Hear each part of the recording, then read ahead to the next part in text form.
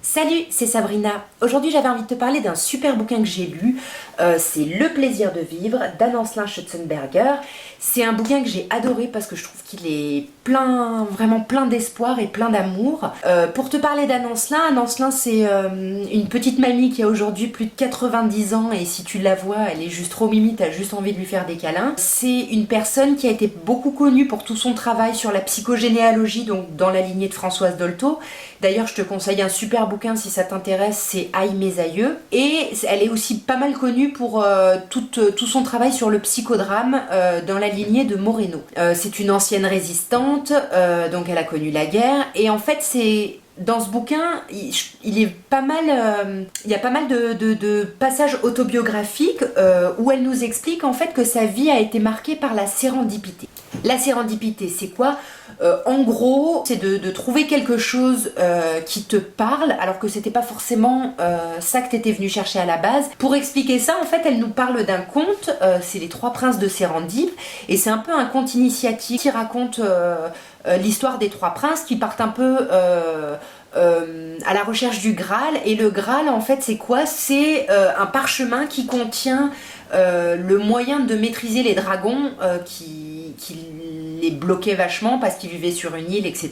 Et que c'était un peu le bordel par rapport à ça. Et en fait, ces princes, donc, pendant leur recherche, ils rencontrent plein de personnes, ils sont face aussi à des obstacles. Et en fait, en résolvant ces obstacles ou en aidant les personnes qu'ils rencontrent, sans le savoir, ça va les rapprocher de leur recherche et leur apporter des réponses par rapport à ce qu'ils étaient venus chercher. C'est le fait d'avoir des réponses à quelque chose qu'on n'était pas forcément venu chercher à ce moment-là. Comme je disais, du coup, il y a pas mal de passages autobiographiques, mais aussi biographiques d'autres personnes, parce qu'elle a travaillé beaucoup avec des personnes atteintes de cancer, et elle a assisté à des guérisons spontanées, donc elle a essayé de chercher un peu des réponses à ça. Elle parle de plusieurs choses, elle parle de l'importance de l'alimentation, de l'importance des plantes, de l'importance des câlins, alors pas forcément les câlins amoureux, c'est vraiment des câlins au sens large, donc il y a les câlins amoureux, mais elle parle, je sais pas, du fait de caresser un animal, ça c'est un câlin, les personnes qui adorent voir du monde, prendre un bain de foule, ça c'est un câlin, un artiste, les applaudissements, ça peut être des câlins, les massages, enfin voilà, il y a plusieurs formes de câlins. Elle parle aussi de l'importance de la visualisation, de la méditation, de la relaxation, donc vraiment de ces outils qui permettent vraiment d'échapper au stress.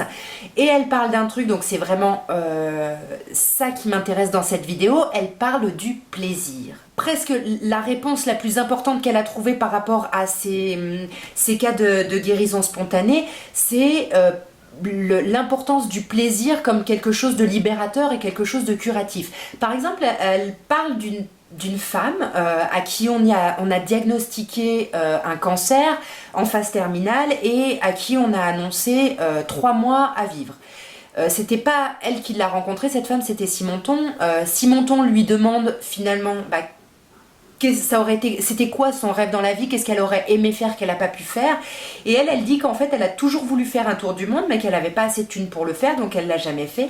Simonton lui dit en gros perdu pour perdu, fait ce tour du monde. C'est ce qu'elle fait, elle vend toutes ses affaires et elle part faire un tour du monde qui dure beaucoup plus de 3 mois, et quand elle revient, du coup les examens montrent qu'elle n'a plus aucune métastase et qu'elle est carrément guérie du cancer. D'ailleurs, il y a plein de recherches qui ont été faites sur le métabolisme du corps et qui montrent que les émotions positives, l'amour, la joie, du coup, ça modifie la physiologie du corps parce que comment on dit, ça crée de l'endorphine qui agit un peu comme de la morphine naturelle, du coup, ce qui évite la douleur, etc.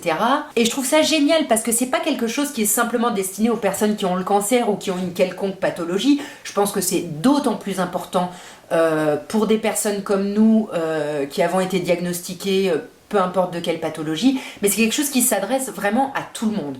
Donc prendre 4 plaisirs par jour, tous les jours, elle dit que ça redonne du sel à la vie. C'est pas forcément facile, mais du coup c'est un travail de se demander finalement c'est quoi qui me fait plaisir et comment je peux me faire plaisir. C'est pas forcément des gros trucs, c'est pas forcément justement partir faire un tour du monde comme cette femme dont je t'ai parlé.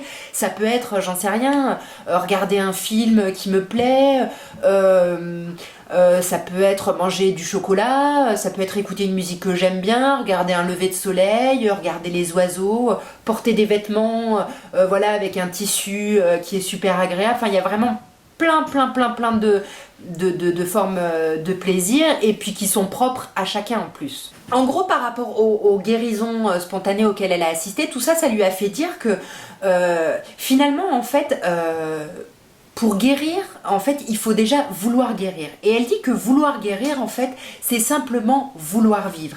Et que cette histoire des 4 plaisirs par jour, de prendre plaisir à la vie, ben, c'est ce qui va nous aider parce que c'est pas vivre comme nos parents pensent que c'est bien qu'on vive ou comme la société dit qu'il faudrait qu'on vive, mais vraiment qu'est-ce qui nous, vraiment à l'intérieur, ben, nous fait plaisir et comment on peut vraiment vivre à son image, avec ses propres valeurs.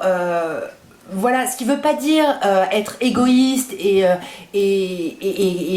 égocentré et ne penser qu'à soi, non, c'est presque trouver un juste milieu. Il y a un extrait de Françoise Dolto où elle dit « Il faut pas être victime de son propre dévouement » et Françoise Dolto, elle dit dans son commentaire sur le bon Saint-Maritain, elle explique que celui qui aide autrui, mais sans se détourner de son propre chemin, et en ne faisant que le minimum nécessaire, ben du coup, il donne un coup de main à son prochain, mais il ne se sacrifie pas, et il se transforme pas en sauveteur. Parce qu'elle dit que souvent, ben de sauveteur, on devient victime, et de victime, on devient persécuteur.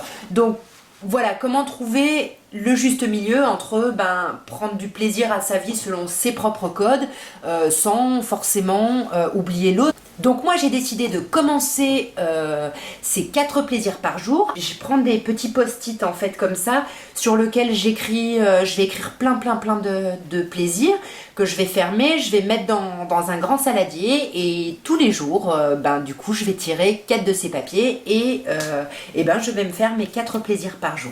À bientôt!